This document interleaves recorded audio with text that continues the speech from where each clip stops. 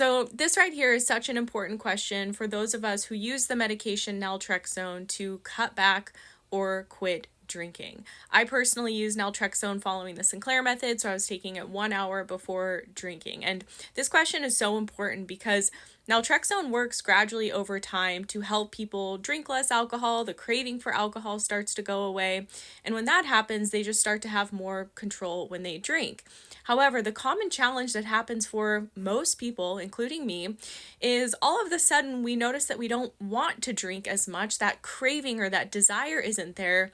But then the question comes up of, okay, now what do I do? For example, in my case, I was a daily binge drinker for nearly 10 years. I drank 7 days a week after work, would binge drink all weekend long, starting in the morning around 11 a.m.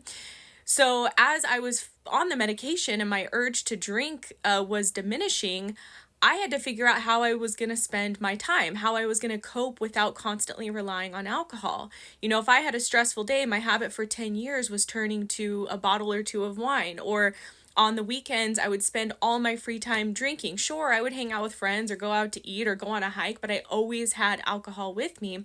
So it really became this process of rediscovering who I was outside of my relationship with alcohol. And to be honest, for me, this was probably the hardest part of the treatment. And I think it's true for a lot of others who go on this protocol. Something I commonly hear our members say inside Thrive is they'll say, I didn't feel like drinking last night. I didn't want to drink, but I did it anyway. Or I didn't want to have that fourth or fifth drink, but I had it anyway. Why am I doing that? And this really speaks to what the commenter is saying. They don't want to quit drinking or reduce their drinking and then be the same person. And a huge part of this healing journey through naltrexone and the Sinclair method is this ability to shift our identity and become a different version of ourselves, a version of ourselves that doesn't rely on alcohol, a version of ourselves that doesn't drink to cope with stress. The beauty of this treatment is we can still drink if we want to, but for most of us, the longer we're on this treatment, as long as we are what we like to say, meeting the medicine halfway and doing the work to make these changes, we're drinking then from a conscious place. It's not from, I had a bad day, I need to,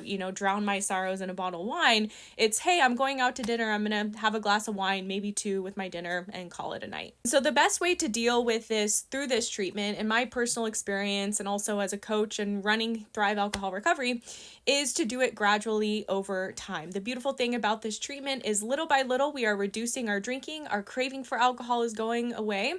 And then that's where we come in to meet the medicine halfway, to little by little, week over week, change our habits, cultivate new coping skills, and really rebuild a life and rebuild a different version of ourselves that doesn't rely on alcohol. And this is best done gradually. It's not an overnight fix. When people join our program, we typically tell them to give this treatment a year to see full results. Some people will get there more quickly. Some people will even take longer.